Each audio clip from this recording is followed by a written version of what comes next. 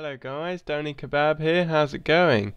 I'm just welcome to a new series. I'm going to call this one Minecraft versus Life, where I play a bit of Minecraft and talk about my life. Both things that I love. I love a bit of Minecraft, and I think my life's pretty good fun too.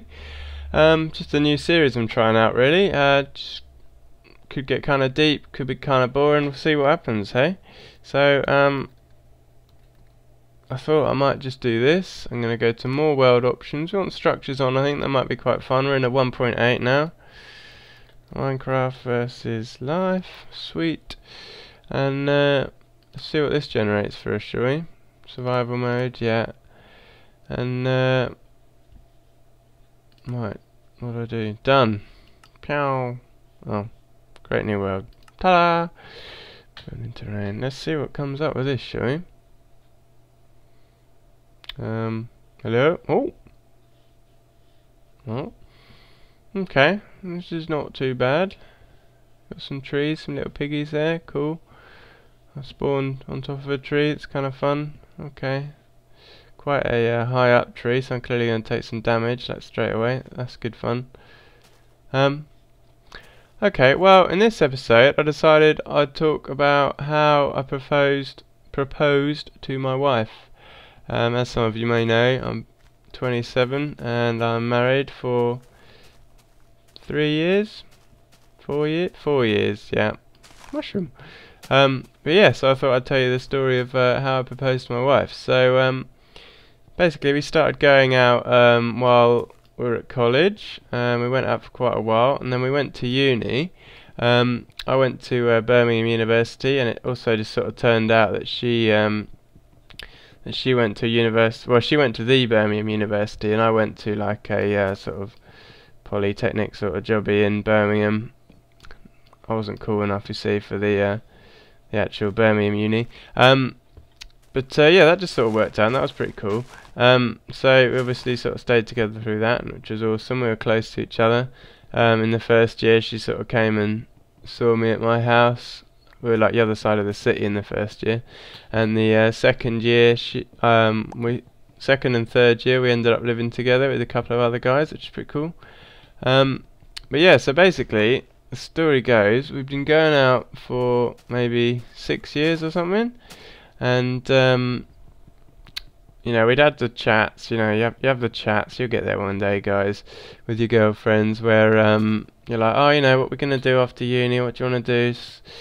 You know, are we going to live together? Are we going to do this? We're not going to break up or anything. So we sort of decided between us, you know, that like we'd probably get married, but you know, we didn't really know when or anything. And I'm notoriously known for being unromantic and lazy. So, you know, there was no real expectation there, but we'd sort of talked about the fact that we'd get married one day.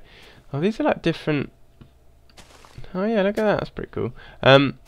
Yeah, so you know, we sort of talked about that, and we sort of decided that we'd get married. So we didn't really think anything of it after that. We were like, yeah, cool, that's fine.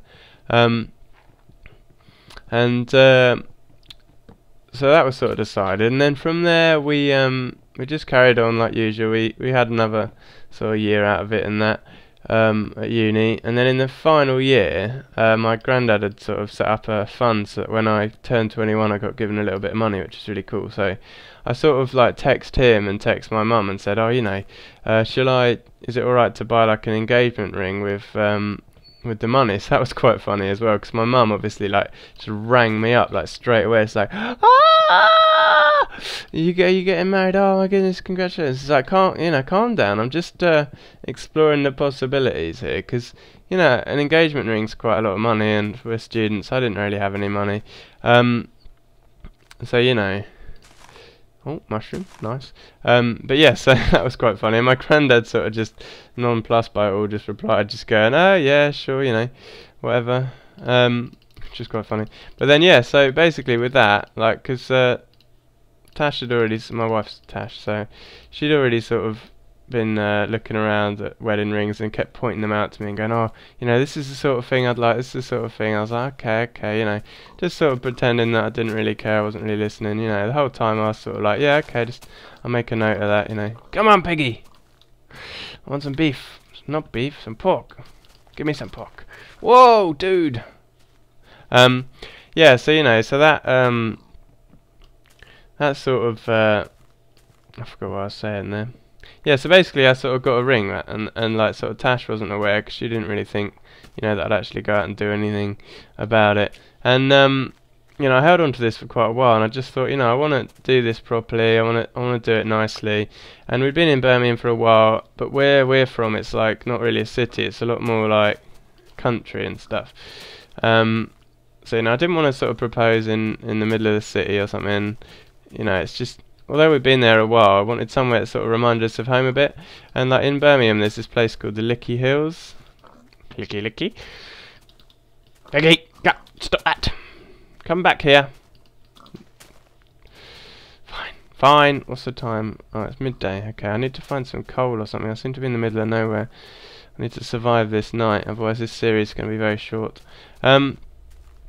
Yes, so basically I sort of found out about this Licky Hills place. I'd never really been there before, and I thought, well, you know, let's sort of go here, and you know, it's a really nice view of like the city and stuff, and like it was kind of reminded us of home a little bit because it was a nice sort of area. So yeah, I sort of thought, well, you know, we'll go up there, and so we sort of went up there. We sort of got a picnic and everything ready, and like, you know, I was trying to do it all properly, so it was really good. Let's just make some sticks here real quick. 64 sticks, that should do the trick, I think. Yeah, so we sort of went up there, went for a nice walk.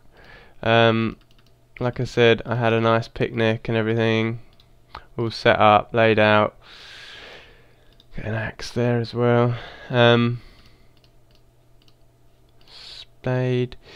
We need a sword, a couple of swords, I think, just because we don't want to get owned by monsters when it gets dark, do we? So we have a couple of spares up there.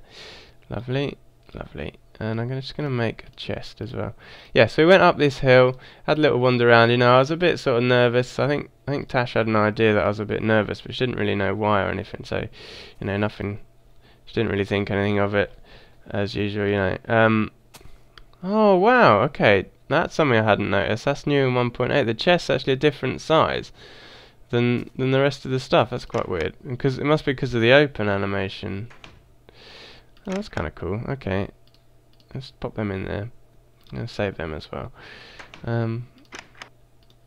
Yeah, save all this stuff, because if we die, we don't want to lose all of that. So yeah, so basically we went